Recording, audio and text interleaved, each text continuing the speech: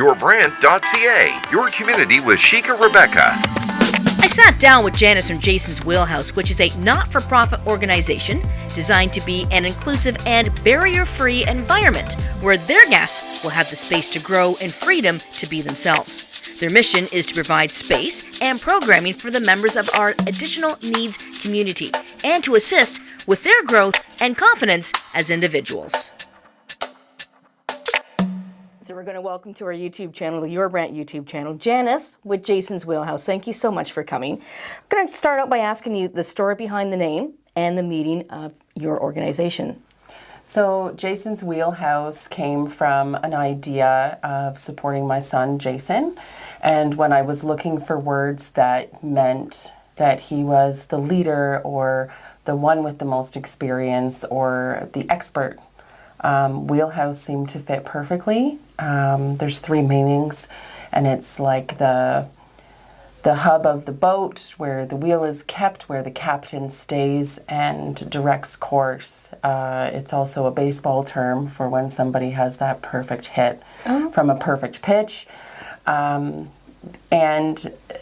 somebody who is the expert in a specific field. It would be in their wheelhouse. So this is Jason's Wheelhouse because he's the expert. He's the one that taught us everything we needed to know. Okay. Yeah. So you started this, and what was the most challenging aspect of getting this going? So money. Money is always the most challenging because we're a not-for-profit, because that's how we started, and that was the most important part of starting this, was to stay as a not-for-profit. It matches with the mission and vision of what was intended. So funding started with my pockets, with my parents. But then as we evolve and people learn more about us, then those organizations and other businesses in the area are more generous. And then we're currently evolving so soon, hopefully a charity, and that will open more doors for funding as well. Okay. So that's, when did you start this? The process? When you the whole business start coming together? So this idea started almost 8 years ago. Okay. From a funny story with a doctor's appointment for Jason. And a really great doctor in the area, really involved with Jason's care. And I went upset and asking for ideas or next or organizations or therapy or programming or anything for Jason. And his needs are pretty high. And there wasn't really a fit for him. There wasn't somewhere for him to go. So this doctor, who I still keep in touch with now, it was a heated conversation. But he said it's not a community problem. It's not a healthcare problem. It's not an education problem. It's an engineering problem. Wow. And it stuck with me. I left with intense feelings from this doctor's appointment. But he was right. He was right to fuel my fire. And that's how this started. He was is still one of our biggest advocates. And he sends referrals my way, helping me with the initial policies and procedures. We used to meet on a regular basis when I started for me to take ideas to him to make sure that I was meeting the needs of others, not just Jason. And just a really strong way to start. Oh, excellent. Yeah. So what's the most rewarding part of all this for you? My son only comes once a week right now, which is a lot for him to come on a regular basis at all. And last week he stayed for 4 hours. Oh, wow. So Jason is still my toughest guest. He is still,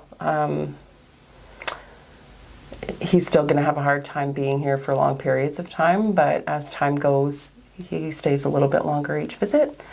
And that's so rewarding for you. It is so rewarding for me. So many guests can enjoy this space, but in all honesty, I built it for him. So I want him to enjoy it. I want him to attend, and like all of our guests, I want them to walk in like they own the place. Okay. Jason does walk in like he owns the place, but he also... It is his place, though, isn't it? Yeah. It is absolutely his place. It's his place. It's his place. It's his handwriting in the logo. Yeah. It's his place. It is? It is. Oh, okay. He put his name on it, and he put his name on it all over the place. But it takes him a long time to be comfortable. So 4 hours is massive and pretty exciting. How do your guests enjoy it here? They go away with a positive experience? Absolutely. So our demands are minimal. We base all of our programming on what the caregivers ask. So if the goals are to socialize or avoid technology or work on art or programming, organizational skills, social skills, whatever those goals are set by the caregivers is what we work on. But we follow the lead of our guest. So if a guest comes in and they want to work on the family or caregivers, or the guests themselves want to work on communication and social skills, but they navigate towards the music room, then that's where we work on it. Okay. So our behaviors go down. Very, very few behaviors when you're following the lead of somebody else, right? So if they're going into the music room and then they've decided that they want to go outside, then we go outside and we go back into the art room or whatever room they're choosing. But utilizing our space the way they want it means that we're showing them the respect and the space they want, but working on goals in kind of more of a fun, relaxed way by following their lead. How do you make sure that your programming meets the specific needs of your individuals? So when we first do meet a new family, meet a new guest, meet the caregivers, and we have that initial tour and conversation, we use the tour to find out what sparks interest. We use the tour to find out what needs are set by the family. It makes it a more casual intake and a meet and greet with the guest themselves. And so then we find out what the goals are.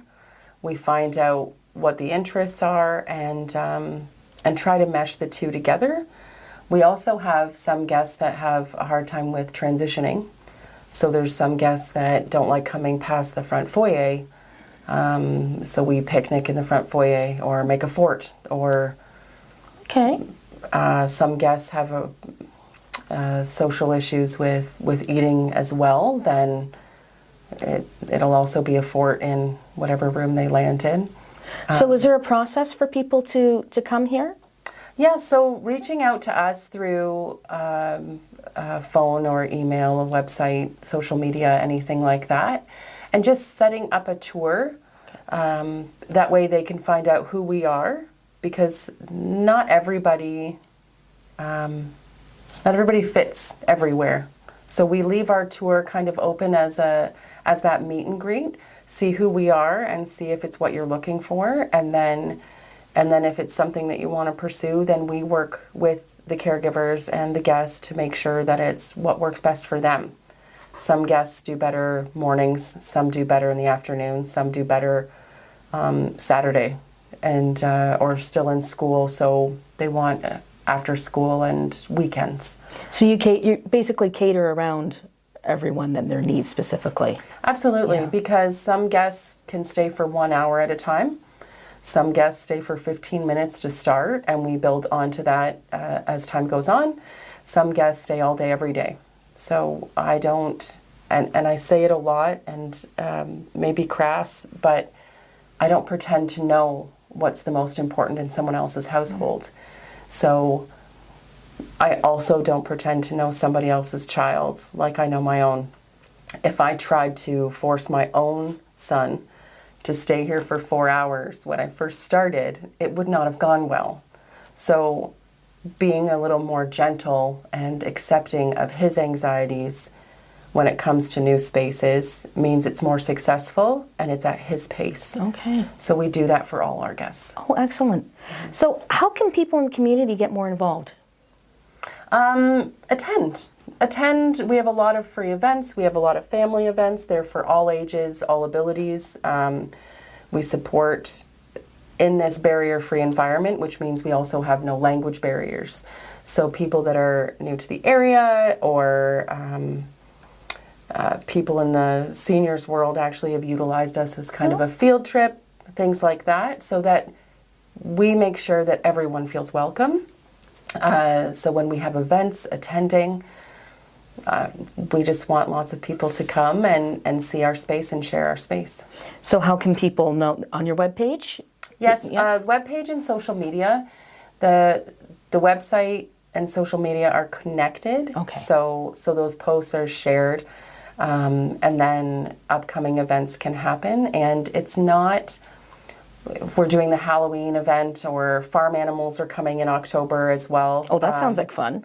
It is fun because it there's fun? goats Yeah. and bunnies hopping around inside the building. Really? Yes, and that's something that we do as well because it keeps it more accessible. If uneven ground is hard for some of our guests, the backyard is level, but it's as level as grass can be. Okay. So having the goats and the bunnies in the gym means that guests maybe with visual impairments or mobility issues can still have that safe space to pet goats and Nice. bunnies. Makes me very happy. So what's the name of the website? It's jasonswheelhouse.ca. .ca. Okay, and all your socials are connected. Yes. And what's the best way to get a hold of you for the social media? Social media or an email. So my email is janice@jasonswheelhouse.ca, and there's also a contact us on the website form. as well as social medias.